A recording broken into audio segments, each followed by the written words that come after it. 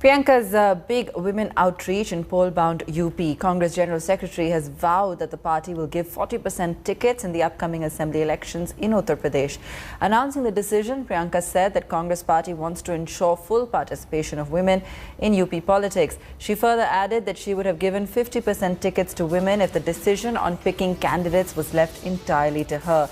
Urging the women to come forward and participate in the political process, Priyanka said that women can change the atmosphere of hate that prevails today as they are blessed with compassion and perseverance. आने वाले विधानसभा चुनाव में उत्तर प्रदेश में Congress party 40% ticket महिलाओं को देगी।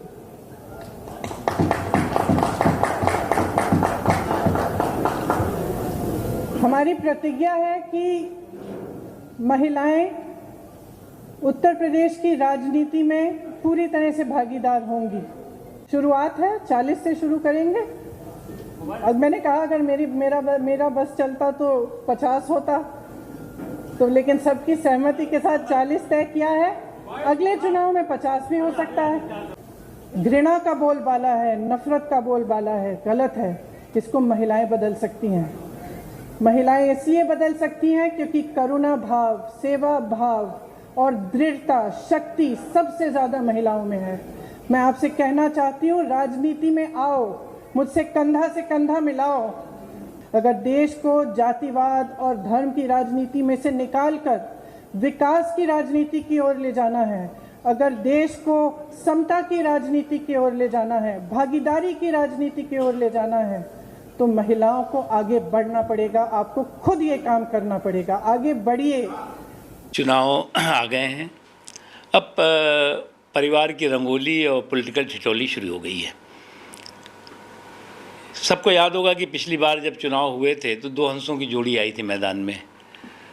उसके बाद आज गाना गा रहे हैं उत्तर प्रदेश के लोग, दो हंसों की जोड़ी बिछड़ गई रे, गजब बेओरामा। अब फिर जो एक बार जो है वो पॉलिटिकल प्रयोग शुरू किया जा रहा है। लेकिन एक बात समझना चाहिए कि ये जो परिवार के घोंसले और पप्पू के चोचलों में सिमटी और सिकुड़ी हुई पार्टी है, उसको एक बात समझना चाहिए कि इस तरह की ठिठोलियों से, इस तरह के जो है पॉलिटिकल रंगोलियों से जो है वो उत्तर प्रदेश के लोगों को प्रभावित नहीं कर सकते। Now, Congress General Secretary Priyanka Gandhi spoke exclusively to India Today and spoke to Samarth Srivastava after the big announcement. Listen in. पहले तो सवाल मैं आपसे यही लूँगा, आज जो अनाउंसमेंट हुई है मैम, उसके मायने क्या हैं यूपी के लिए? उसका मायना सिंपल है। पिछले 2 सालों से मैंने यूपी में काम किया है। जहाँ जहाँ मैं जाती हूँ मैं देखती हूँ कि महिलाएं संघर्ष कर रही हैं और उनके संघर्ष से मैं बहुत प्रभावित रही हूँ। ख़ासतौर से कुछ लड़कियाँ जो बहुत ही कठिन परिस्थितियों में लड़ रही हैं अपने जीवन के लिए, अपने समाज की सारी जो शक्तियाँ उनके खिलाफ भी। तो मैं प्रभावित रही और मैंने सोचा कि क्यों ना हम महिलाओं को एक ऐसा मौका दें जब जिसके ज़रिए वो भागीदार बन सकती हैं प्रदेश की पॉलिटिक्स में, प्रदेश की राजनीति में।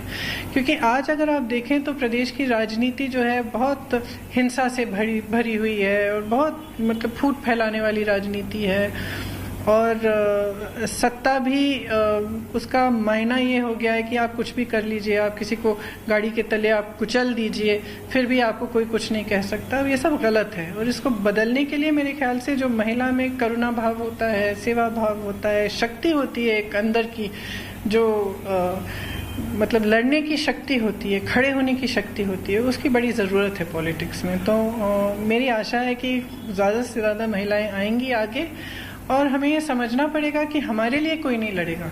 हमें लड़ना है तो अपने लिए अपने आप लड़ना पड़ेगा और हमें एकजुट होकर अपनी शक्ति को समझना पड़ेगा। हम ये नहीं कह सकते कि हमारे लिए कुछ, जैसे राजनीतिक पार्टियां हैं आजकल, वो सोचते हैं कि चलो एक गैस सिलेंडर दे दिया, इसी से खुश कर दो महिलाओं को, या 2000 रुपये पकड़ा दिए, इससे खुश कर दो महिलाओं को। ये नहीं है।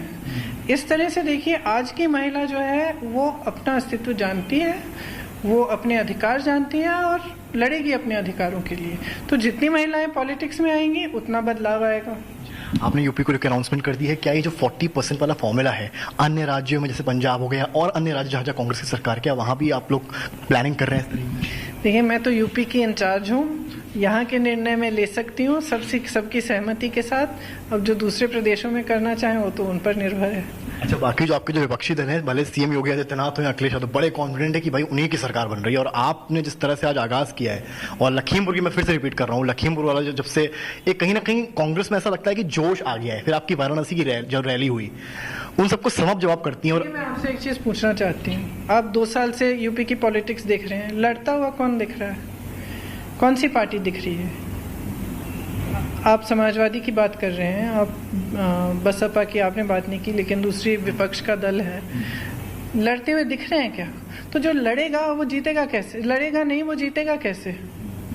जीतने के लिए लड़ना पड़ता है ना।